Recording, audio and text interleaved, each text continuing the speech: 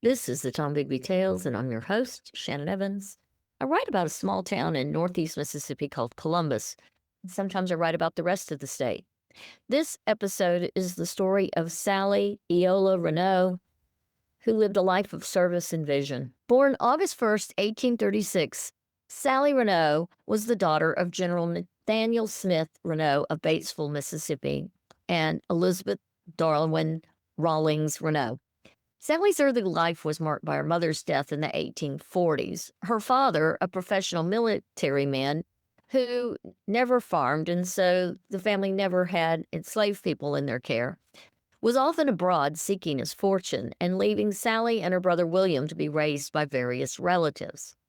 By 1860, her father had returned to Mississippi as an entrepreneur. Her brother was a store clerk, and Sallie herself was teaching school. She was freshly graduated from Holly Springs Female Academy at the age of 18 when Sallie decided to devote her life to serving others and had a powerful vision. She wanted to secure public post secondary education for young white women in Mississippi. In 1856, Sallie approached the Mississippi legislature with a detailed 7-page document. Her tireless efforts persuaded the legislators to charter a public college for women in Grenada. This was a revolutionary concept, and she did not want it to be a private school or an institution for the elite. She wanted it to be a state funded institution, which was unique and unusual because there already were private schools. So, this particular project would have to be funded by land grants, much like the state colleges established for men. However, the Civil War broke out in the meantime, and the essential funding for her pioneering school absolutely dried up and disappeared. In 1861, Sallie's father and her brother, Captain William Edward Reneau, rushed off to war. Her brother served with distinction as the assistant to the inspector general. And tragically, he was killed at the Battle of Vicksburg on March 6, 1864. Sallie's father, General Reneau, who also served in the Mexican War, was captured during the Civil War in 1861. But he was eventually paroled from Fort Lafayette in New York Harbor in February of 1862. After the war, by 1878, white women were the only group in Mississippi without access to a state supported higher education due to federal regulations that had required the South to open up institutions of higher learning for Black men and women. White women were now the only group without access to state supported higher education. They had access to higher education, but it was private education. This was a situation Sallie had tried to correct in the decades earlier. While her 1856 charter had put the idea on the books, her dream still remained unfunded.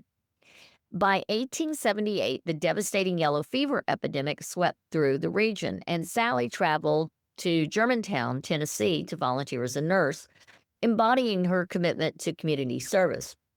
During this time, she also served as a correspondent for the Memphis Daily Appeal. Sallie Reneau fell ill to the fever and died quickly on October 16, 1878, as she had lived, serving her community. Her father, General Reneau, was in Washington, D.C. when he heard the news. He immediately boarded a train to rush home to her side, but he was told of her death via telegram when the train pulled into the station at Pittsburgh.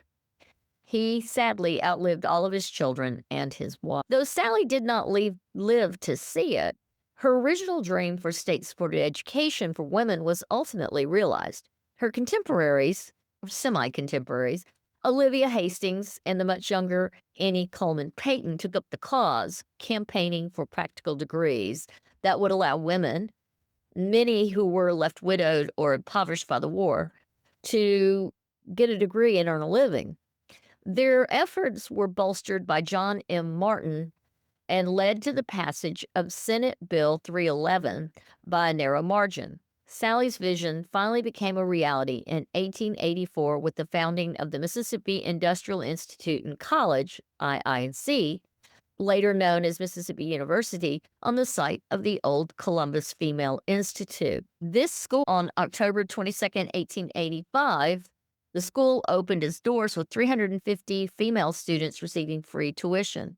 Her work provided the foundation inspiration for this landmark institution, which in turn inspired the creation of similar state supported colleges across the South, including Georgia State College for Women, North Carolina State College for Women, Alabama IINC, Texas State College for Women, Florida State College for Women, and Oklahoma College for Women. Sallie's life was a testament to courage, tenacity, and a profound commitment to education and service. Without Sallie, we wouldn't have Mississippi University for Women, my alma mater, one of them.